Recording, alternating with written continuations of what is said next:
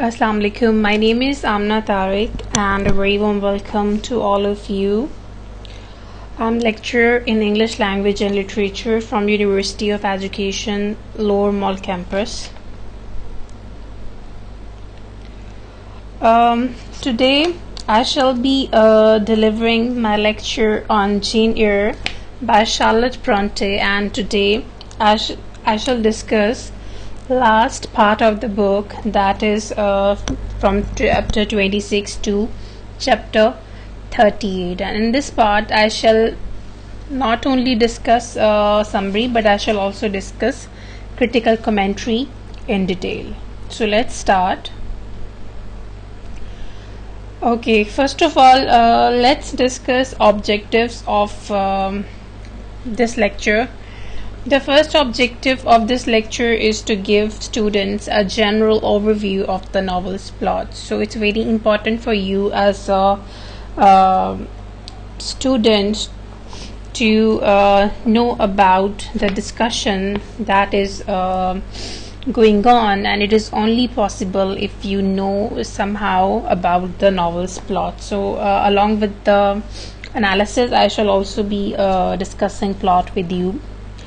Then second objective of this lecture is to critically analyze important points from text to increase cognitive and critical thinking of the student. So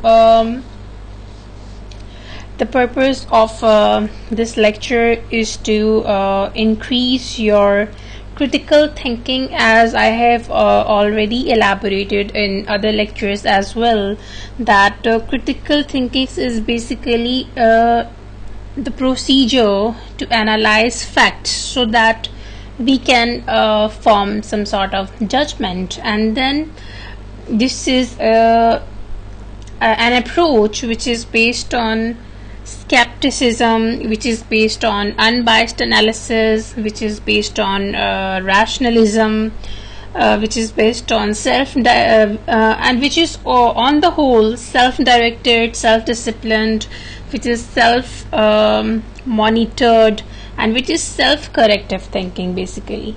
So it's very important for you to increase your critical skills while you are reading any sort of text. So the next point is to discuss text from different theoretical angles. So I'm trying to introduce you people to different critical theory, for example psychoanalysis, then post-colonial theory, and then other theories as well. So I'm not going into very detail, but in this text, in this particular novel, I'll try to analyze different perspectives with respect to different critical theories. The next objective is to highlight different literary techniques used by the author. Then a lot of literary techniques are used by the author. So in this particular lecture I shall try to highlight some of the important techniques, like the technique of mirror image, then technique of personification, metaphors, plot development, and character development, right? So I shall be then foreshadowing, then technique of half reality, half dream. So I shall be trying to elaborate all these literary techniques as well. Then the next objective is to learn core aesthetics of fiction. Then again my objective will be to make you people understand how a fiction is constructed and how different techniques of authors help them compose fiction.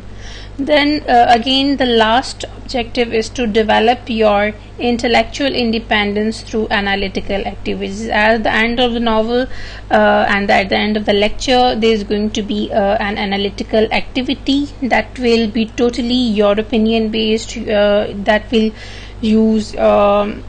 will help you using your analytical skills, your comprehensive skills, and all kind of skills and for that it will also develop your creativity, and it will also develop your thinking and your imagination and all these activities, right?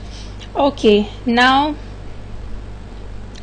let's start with summary of chapter 26 and what are the basic events that are taking place in chapter number 26. So in chapter 26 we see that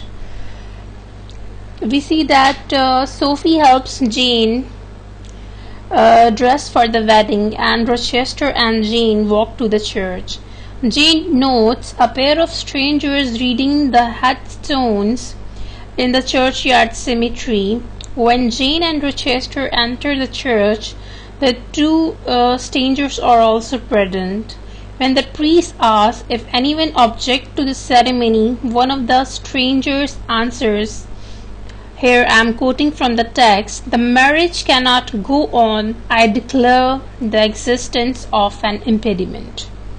Here Rochester attempts to proceed with the wedding, but the stranger explains that Rochester is already married. His wife is a Creole woman whom Rochester wed 15 years earlier in Jamaica. The speakers explain that he is a solicitor from London, and he introduces himself as Mr. Briggs. He produces a signed letter from Richard Mason affirming that Rochester is married to Mason's sister Bertha. Mr. Mason himself then steps forward to corroborate the story. After a moment of inarticulate fury, Rochester admits that his wife is alive and that in marrying Jane he would have been knowingly taking a second wife. No one in the community knows of his wife because she is mad, and Rochester keeps her locked away under the care of Grace Poole, but he promises them all. Jane is completely ignorant of Bertha's existence. He orders the crowd to come to Thornfield to see her so that they may understand what impelled him to his present course of action. Then at Thornfield, the group climbs to the third story. Rochester points out the room where Bertha bit and stabbed her brother, and then he lifts a tapestry to uncover a second door. Inside the hidden room is Bertha Mason under the care of Grace Poole. Bertha attempts to strangle Rochester, who reminds his audience, here I quote from the text when he says, "This is the sole conjugal embrace I am ever to come." Then Jane leaves the room with Mason and Briggs, who tells her that he learned of her intent to marry Jane via a letter from Jane's uncle, John Eyre, to Mason. It turns out that the two men are acquaintances, and Mason had stopped in Madeira on his way back to Jamaica when John received Jane's letter. Approaching death, John asked Mason to hurry to England to save his niece. After the waiting crowd disperses, Jane locks herself in her room and plunges into an inexpressible grief. She thinks about the almost calm manner in which the morning's event unfolded and how it seems disproportionate to the immense effect those events will have on her life, and she prays to God to be with her. Then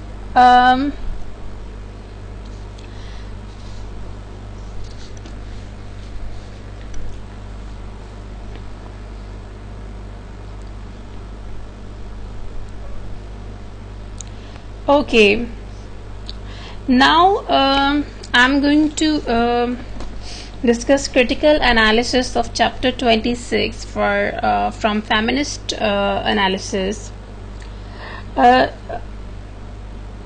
On symbolic level, I believe Bertha Mason could represent the horror of Victorian marriage. Rochester claims to have imprisoned her because she is mad, But it is easy to imagine an opposite relation of cause and effect, in which years of enforced imprisonment and isolation have made her violently insane, or at least increase her insanity. So here we can also see that somehow there may be the reason that Rochester is somehow responsible for Bertha's madness, because he never tried to cure her madness. Instead of curing her madness, he locked her into the room. Then, and this isolation, I believe, have made her violently insane, or at least this thing has even increased her insanity. Thus, I believe the mad women in the attic could represent the confining and repressing aspect of Victorian wifehood, suggesting that the lack of autonomy and freedom in marriage suffocates women, threatening their mental and emotional health. Here we see that Bertha's symbolically, Bertha's tearing of Jane's wedding veil could be seen as symbolizing her revolt against the institution of marriage.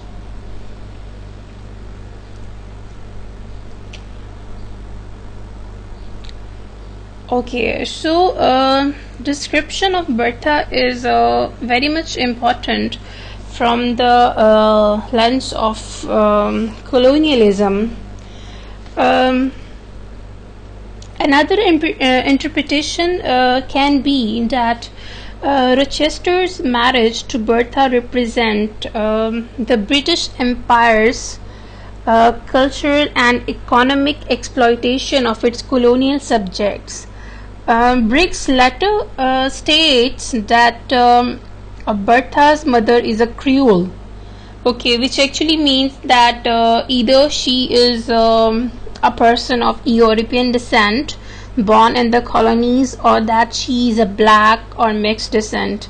In either case, Bertha might have evoked British anxieties about having to deal with other cultures under Britain's dominion, and Bertha's imprisonment might signify Britain's attempt to control and contain the influence of these subject cultures by metaphorically locking them in the attic. So it means that the relationship between Bertha and Rochester is very much representing the relationship between British Empire and colonies of that time.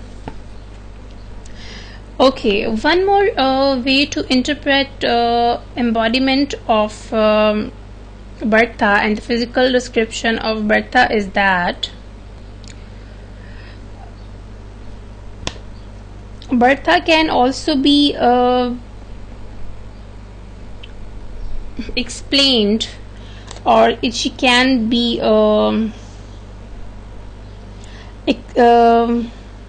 represented as embodiment of Jane herself.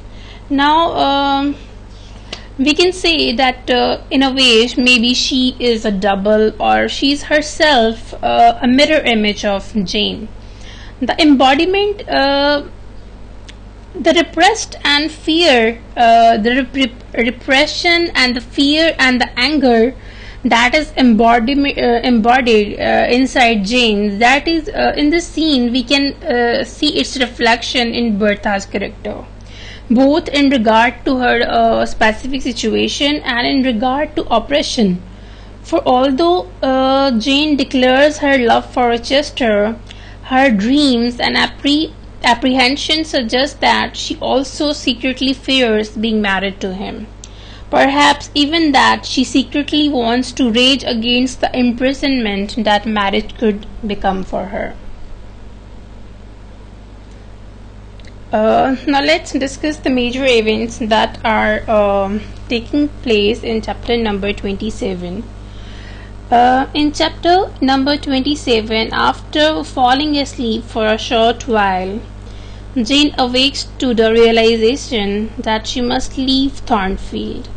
When she steps out of her home, she finds Rochester waiting in a chair on the threshold. To Rochester's assurances that he never meant to wound her, and to his pleas of forgiveness, Jane is silent, although she confides to the reader that she forgave him on the spot. Jane suddenly feels faint, and Rochester carries her to the library to revive her. He then offers her a new proposal to leave England with him for the south of France, where they will live together as husband and wife. Jane refuses, explaining that no matter how Rochester chooses to view the situation, she will never be more than a mistress to him while Bertha is alive. Rochester realizes that he must explain why he doesn't consider himself married, and he launches into the story of his past. Then he explains a story of his past, and in this story he says that, unwilling to divide his property, Rochester's father left his entire estate to his other son, Roland, and sent Rochester to Jamaica to marry Bertha, who was to inherit a massive fortune, £30,000. Bertha was beautiful, and although she and Rochester spent hardly any time alone, the stimulated, dazzled, and ignorant youth believed himself to be in love and agreed to the marriage.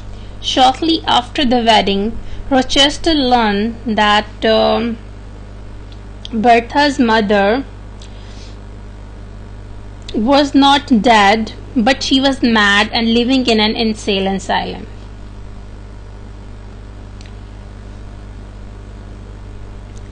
Then he realized that Bertha's younger brother was a mute idiot.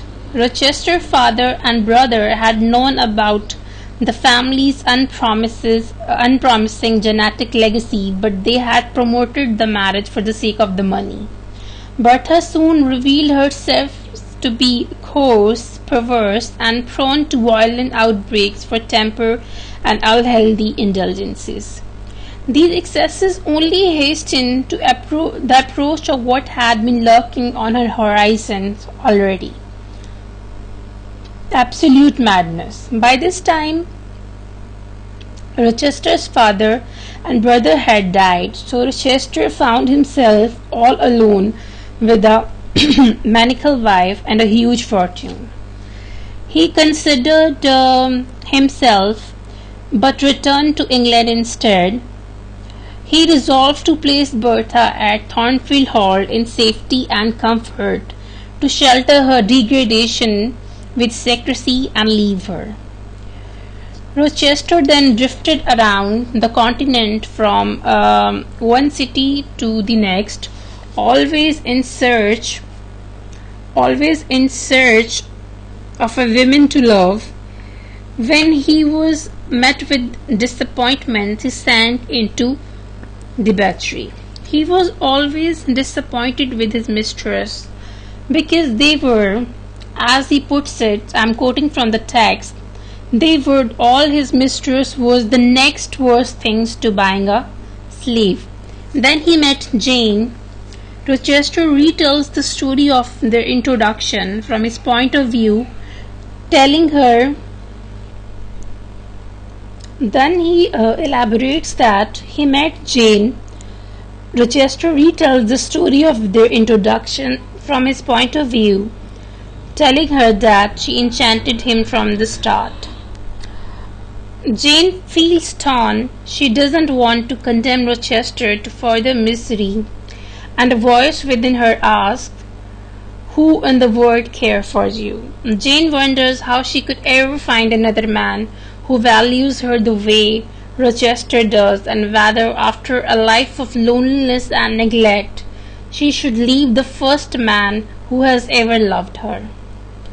Yet her conscience tells her that she will respect herself all the more if she bears her suffering alone and does what she believes to be right.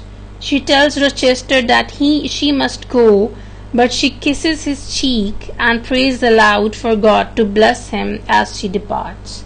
The night, Jane has a dream in which her mother tells her to flee temptation. At that time, we see that she grabs her purse, sneaks down the stairs, and leaves Thornfield. Riding in a coach, Jane quickly exhausts her meager money supply and is forced to sleep outdoors. She spends much of the night in prayer, and the following day she begs for food or a job in the nearby town. No one helps her except for one farmer who is willing to give her a slice of bread. After another day, Jane sees a light shining from across the moors. Following it, she comes to a house. Through the window, Jane sees two young women studying German while the servant knits. From their conversation, Jane learns that the servant is named Hannah and that the graceful young women are Diana and Mary. The three women are waiting for someone named Saint John. Jane knocks on the door, but Hannah refuses to let her in. Collapsing on the door in anguish and weakness, Jane cries, I quote from the text, I can but die and I believe in God. Let me try to wait his will in silence. And then at the time there is an answer. Man says, all men must die, but all are not condemned to meet a lingering and premature doom such as yours would be if you perished here of want. The voice belongs to Saint John, who brings Jane into the room. He is the brother of Diana and Mary, and the three siblings give Jane food and shelter. They ask her some questions, and she gives them a false name, Jane Elliot.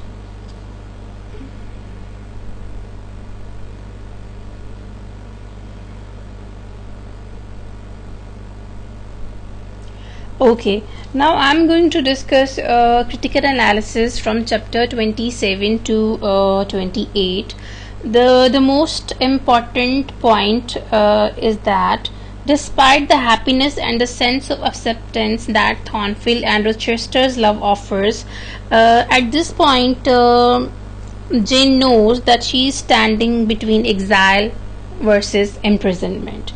Jane knows that staying would be a type of self-imprisonment. Jane must choose between emotional exile and spiritual and intellectual imprisonment. She knows she must flee while she can.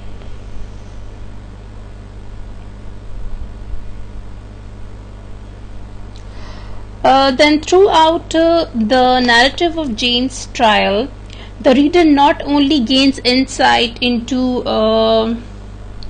Jane's personal constitution and character, but in this chapter he also see a reflection of the society where she lives in. When Jane experiences the plight of the poor, and the novel presents it with the bleak glimpse of society in which the needy are shunned out of tight-fistedness and distrust.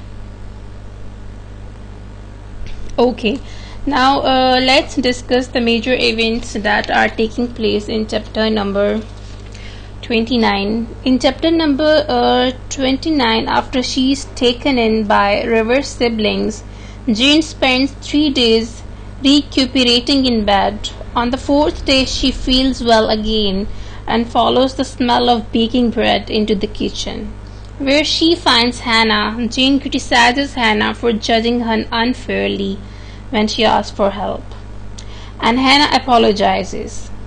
Hannah tells the story of Mr. Rivers, the siblings' father, who lost most of the family fortune in a bad business deal. In turn, Diana and Mary were forced to work as governesses.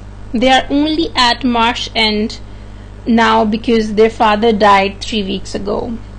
Jane then relates some of her own story and admits that Jane Elliot is not her real name. St. John promises to find her a job. Now let's discuss the major events that are taking place in chapter number 30.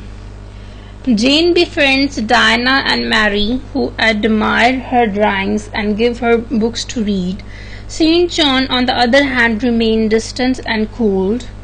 Although he is never unkind, after a month, Diana and Mary must return to their post as governesses. St. John has found position for Jane, running a charity school for girls in the town of Morton. Jane accepts, but St. John presumes that she will soon leave the school out of restlessness, perhaps because he himself is quite restless. His sister suspects he will soon leave England for a missionary post overseas. St. John tells his sisters that their Uncle John has died and left them nothing, because all his money went to another unknown relative. Jane learns that it was Uncle John who led Mr. Rivers into his disastrous business deal. Now let's discuss chapter 31 and the major events that are taking place in this chapter. At Morton, the wealthy heiress Rosamond Oliver provides Jane with a cottage in which to live. Jane begins teaching, but to her own regret, she finds the work degrading and disappointing. While on a visit to Jane, St. John reveals that he too used to feel that he had made the wrong career choice until one day he heard God's call. Now he plans to become a missionary. Beautiful Rosamond Oliver then appears, interrupting St. John and Jane's conversation. From their interaction, Jane believes that Rosamond and St. John are in love. Now let's discuss chapter 32 and the major events that are taking place in chapter 32. Jane's students become more familiar and endeared to her, and Jane becomes quite popular among them. At night, though she has troubling nightmares that involve Rochester, Jane continues to pay attention to the relationship between St. John and Rosamond, who often visits the school when she knows St. John will be there. Rosamond asks Jane to draw her portrait, and as she is working on it one day, St. John pays her a visit. He gives her a new book of poetry, Sir Walter Scott's Marmion, and looks at the drawing. She offers to draw him a duplicate and then boldly declares that he ought to marry Rosamond. St. John admits that he loves her and he is tempted by her beauty, but he explained that he refuses to allow worldly affection to interfere with his holy duties. The flirtatious, silly, and shallow Rosamond would make a terrible wife for a missionary. Suddenly, St. John notices something on the edge of Jane's paper and tears off a tiny piece. Jane is not certain why. With a peculiar look on his face, he hurries from the room. Okay, now a very important critical analysis I am going to discuss, because the novel is approaching towards its end. That is of equal dynamics, and that is perhaps the ending of the novel now. In March End, and where we see where the setting of the novel is, this is called basically fourth stage of Jane Eyre. Here Jane develops a new sense of belonging, and by a sense of belonging Means that she proves herself capable of finding like-minded companions with whom she is not romantically involved. The fact that Dinah and Mary Rivers are also governesses put them on an equal footing with Jane. Although Jane left Thornfield convinced that she had made the right choice, she harbored uncertainty as to whether she would ever find a sense of belonging without sacrificing her autonomy. Here we see that Jane stays at Marsh and proves to her that she is not doomed to be forever alienated from the world, that the balance between community and autonomy can be achieved. Now, as an integrated member of the Rivers household, Jane realizes that one may give and accept love from others in equal exchange. Now, this is chapter 33, and let's discuss the major events that are taking place in chapter number 33. One snowy night, Jane sits reading Marmion when St. John appears at the door. Appearing troubled, he tells Jane the story of an orphan girl who became the governess at Thornfield Hall, then disappeared after nearly marrying Edward Rochester. This runaway governess' name is Jane Eyre. Until this point, Jane has been cautious not to reveal her past and has given the Rivers a false name. Thus, although it is clear that St. John suspects her of being the woman about whom he speaks, she doesn't immediately identify herself to him. He says that he received a letter from a solicitor named Mr. Brigg intimating that it is extremely important that this Jane Eyre be found. Jane is only interested in whether Mr. Briggs has sent news of Rochester. But St. John says that Rochester's well-being is not an issue. Jane Eyre must be found because her uncle, John Eyre, has died, leaving her the vast fortune of £20,000. Jane reveals herself to be Jane Eyre, knowing that St. John has guessed already. She asks him how he knew to be Jane Eyre. Knowing that he knows, then he shows her the scrap of paper he tore from her drawing, and the previous day it is her signature. He then asks why Mr. Briggs would have sent him a letter about her at all. St. John explains that though he didn't realize it before, he is her cousin. Her Uncle John was his Uncle John, and his name is St. John Eyre Rivers. Jane is overjoyed to have found a family at last, and she decides to divide her inheritance between her cousins and herself evenly so that they will inherit £5,000. Now let's discuss chapter 34 and the major events that are taking place in chapter 34. Here Jane closes her school for Christmas and spends a happy time with her newfound cousin at Moor House. Dinah and Mary are delighted with the improvements Jane has made at the school, but St. John seems colder and more distant than ever. He tells Jane that Rosamond is engaged to a rich man named Mr. Granby. One day he asks Jane to give up her study of German and instead to learn Hindustani with him, the language he is learning to prepare for missionary work in India. As time goes by, St. John exerts a great and greater influence on Jane, and we see that his power over her is almost uncanny.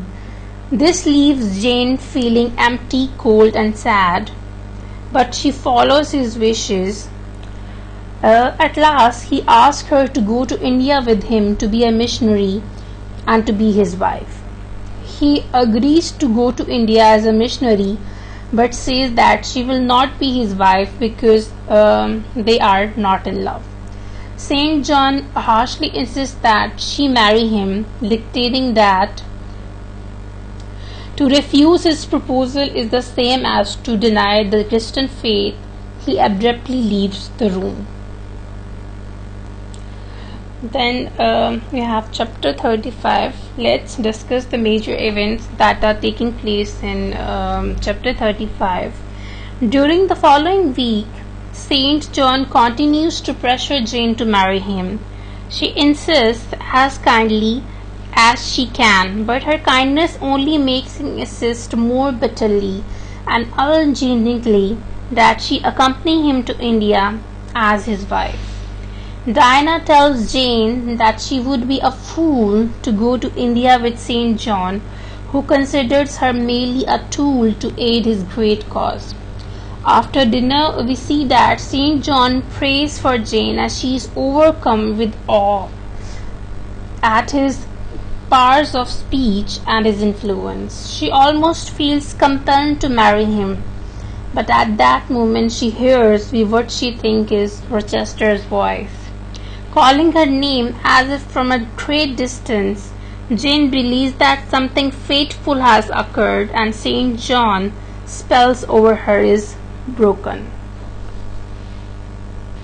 Now I am going to discuss Jane Eyre's critical analysis from chapter 29 to chapter 32. The most important thing in these chapters is Jane Eyre's completion as a character. Jane Eyre's character here emerges forcefully, and as a potential husband to Jane, we see that John Eyre has also emerged as a crucial figure, which is providing Jane with a powerful and dangerous alternative to Rochester. And all of these experiences prepared the ground for Jane to return to Rochester. And all of these experiences prepare Jane to handle her own to handle and increase her own strength, having learned that she is no longer alone in the world. She having come into her own inheritance and having received a competing marriage proposal, Jane is now ready to enter into marriage without feeling herself broken or beholden by her husband. Then there is one more important thing, that Saint John, the character of Saint John is a foil to Rochester. Saint John's character in this novel emerges forcefully, and as a potential husband to Jane, he offers to foil to the character of Rochester. Whereas Rochester is passionate and impetuous, Saint John is cold, he is harsh, and he is somehow clinical. While Jane often finds herself reminding Rochester of the importance of Christian morality, she finds the same morality in Saint John overwhelming and threatening.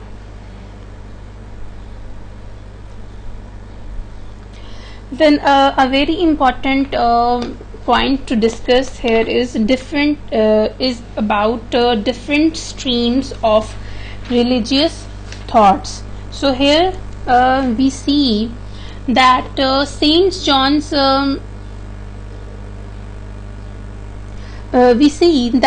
John's other important function is that he provides an interesting comparison to the models of religion embodied in Helen Burns and Mr. Brocklehurst.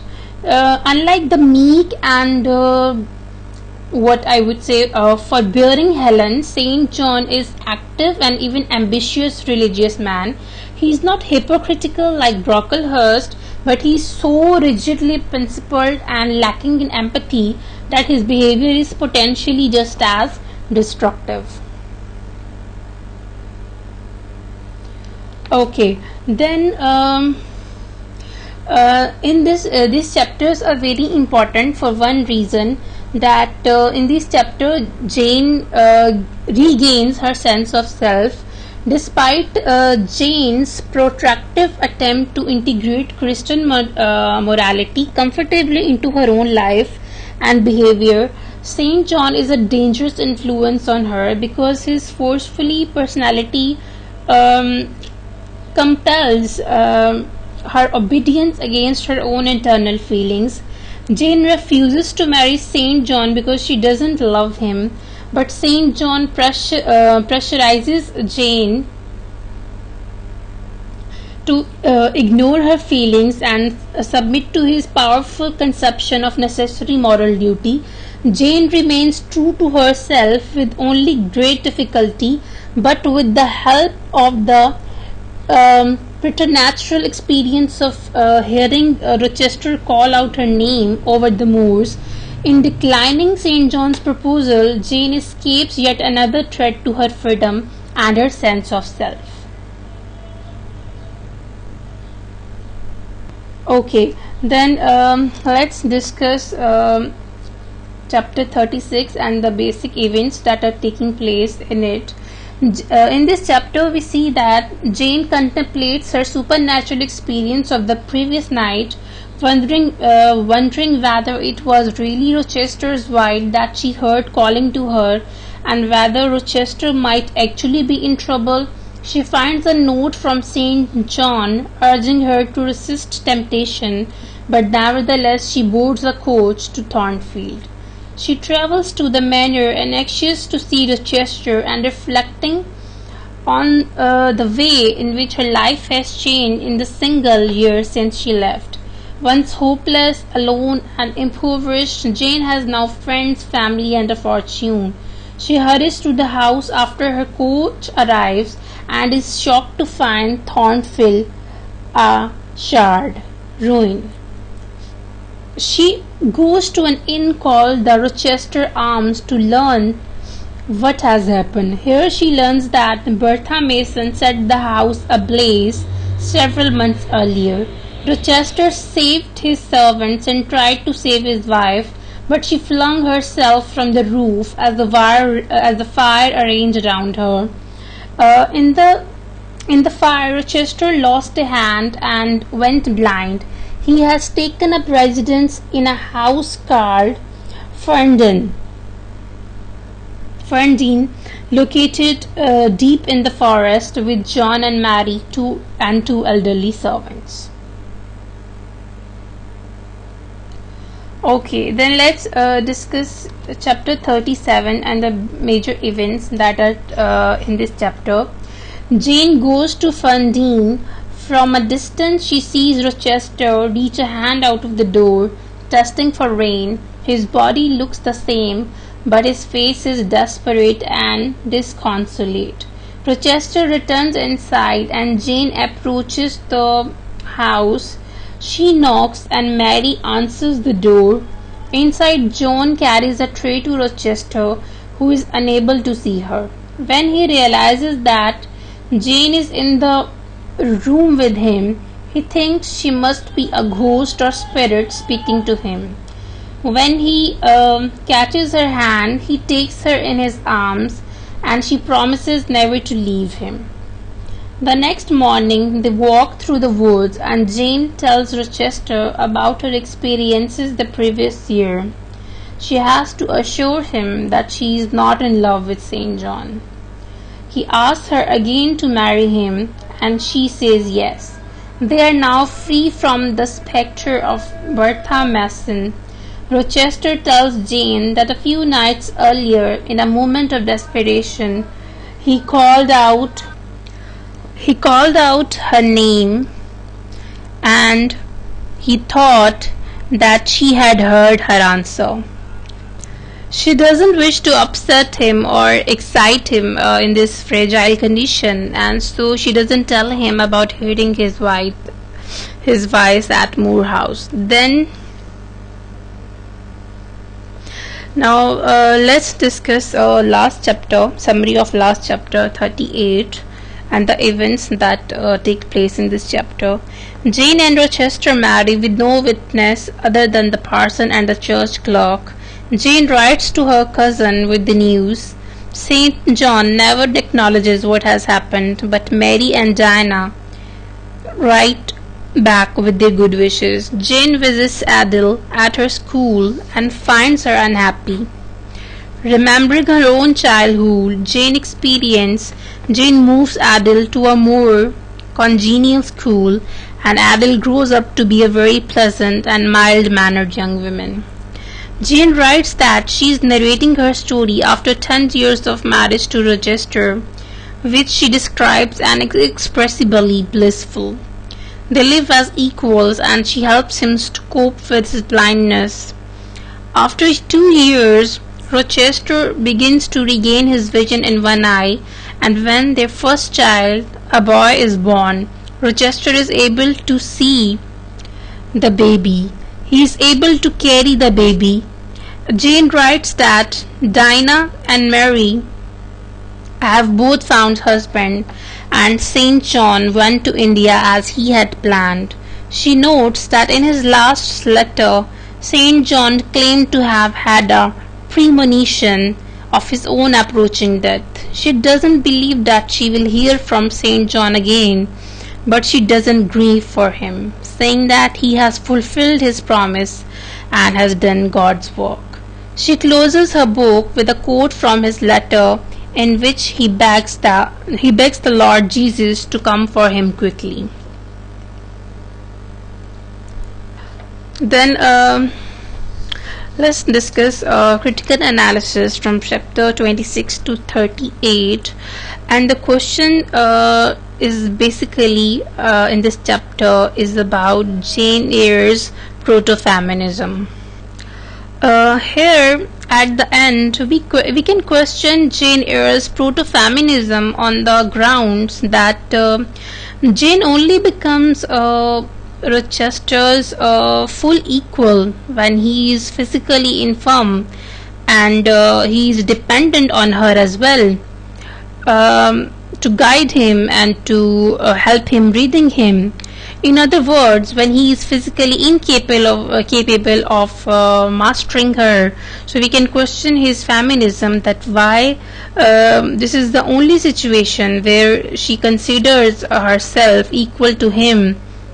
So it remains, on the whole, it remains a debatable question that what kind of feminism is this which actually sees actually believes in inequality where man is equal to them, or somehow when man is weaker than they are.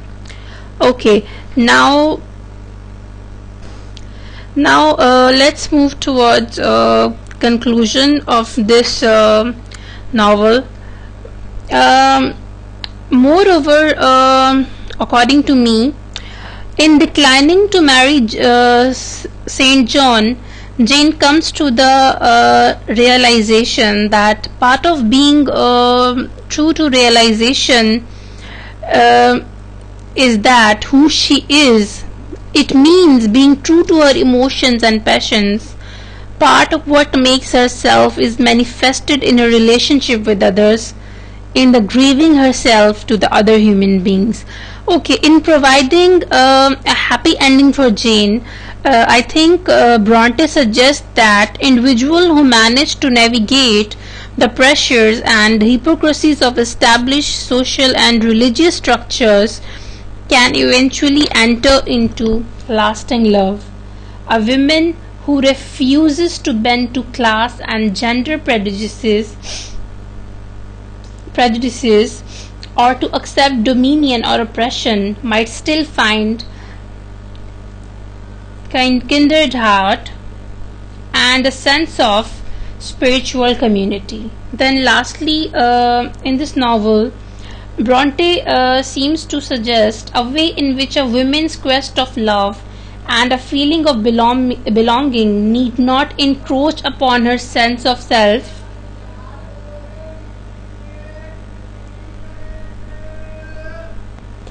I think on the whole, Bronte suggests that it is only possible after coming to know oneself and one's own strength that one can enter wholly into a well-rounded and loving relationship with another. So it's not always about relationship. It's about first knowing yourself, first having confidence on yourself, and then starting a relationship. Okay. Now, these are the references I have used in making this lecture. Now let's discuss today's activity. Today's activity is that first of all you are going to read novel Jane Eyre. I have just written wrong spelling over there. I just need to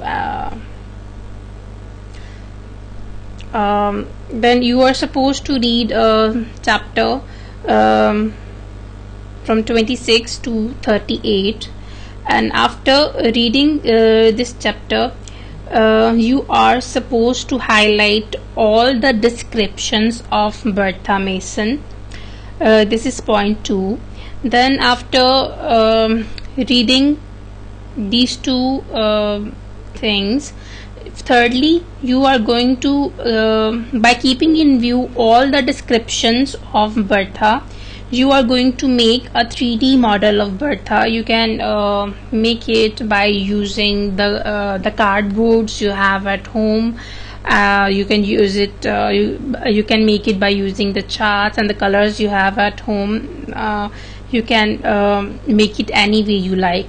Okay, and then after making this 3D model of Bertha, the fourth step is that you are going to develop a word bank by collecting words from the text. So you are going to read the text, you are going to highlight all the descriptions that are explaining Bertha, and then you are going to write down all those words that are used for description of Bertha, like the words like airy laughter, the word like grotesque, the word like gothic, the word like dramatic, right? So you are going to collect all these words and you are going to write it in the form of a word bank.